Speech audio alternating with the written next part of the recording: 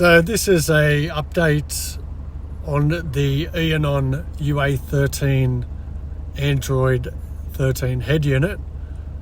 I was having issues with my Viecar OBD2 device not being detected by the unit. I believe the reason why is because the Viecar is a Bluetooth BLE type device and the Android radio just wouldn't detect it at all. Even though I had an Android tablet which would detect it, the Eonon head unit would not detect it. So after contacting Eonon, they recommended that I buy the only OBD2 adapter which they recommend and they've tested. They sell it on their website and on their eBay store. I highly recommend not buying that device. It is a very cheap, very low quality device which was dropping data packets all the time, was very slow to connect.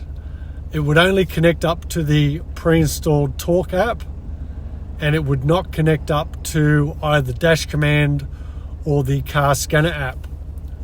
So shout out to the developer of the car scanner app. I sent him the log file from the UA13 and he identified that the device being used, recommended by Eonon, was very poor quality, and that's where the problem was.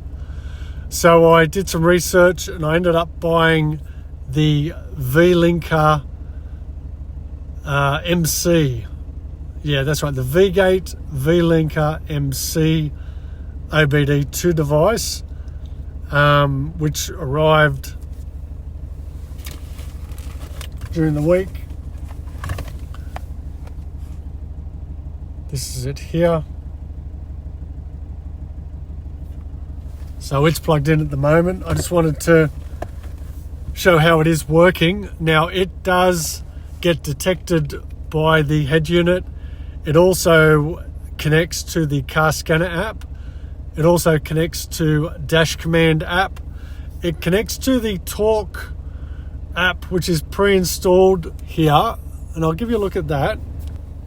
So if I open up the Talk app, which is pre-installed, the new VLinker device will connect, but the difference is car scanner and Dash Command worked very well with the VLinker. However, the pre-installed Talk is very slow in updating the data. If you watch the revs here, I'll rev the car a few times.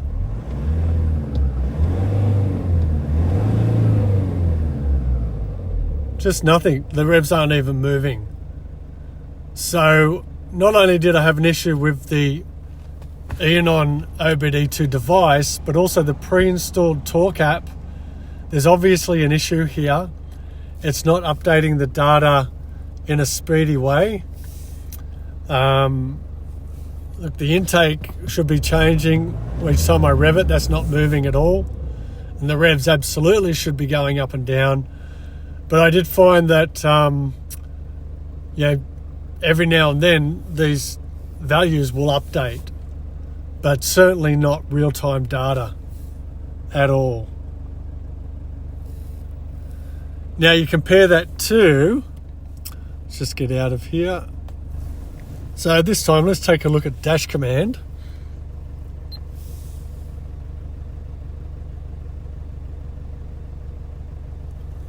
What do we got there? Dismiss. And try to connect it. Okay, it connects quickly. Valuation mode, of course, yep. Let's go to this dashboard. Okay, let's go here instead. Okay, coolant temperature, intake temperature, MAF sensor. See, as I rev, real-time data, it moves very quickly. Trying to find the revs here. No. Speed and RPM. Oh, okay, so you see the RPM here.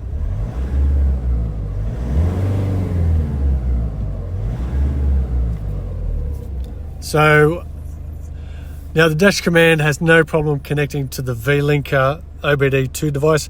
It would not connect to Eonon's OBD2 device at all.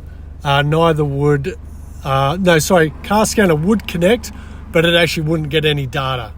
It would only just connect to it, that was it. I don't mind this, actually, the dash command. Quite like the look of it. But I do like the flexibility in the settings for the car scanner. But anyway, each to his own.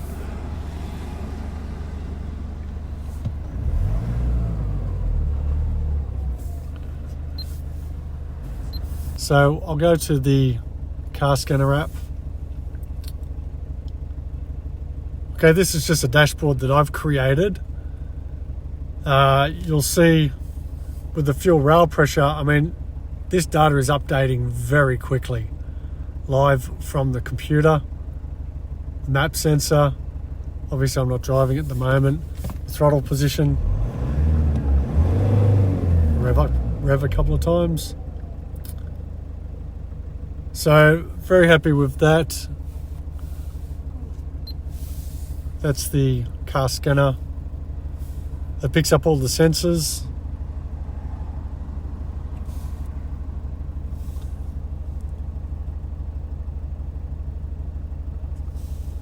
It actually picks up a lot more than what my Viecar OBD2 scanner used to pick up. So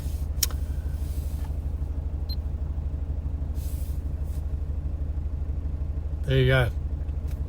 Well, I hope this helps you. I would say stay away from the Eonon OBD2 device. Get yourself a quality one. It seems to be that this head unit needs a Bluetooth 3 type device, and that's why I bought the VLinker MC and not the VLinker MC Plus.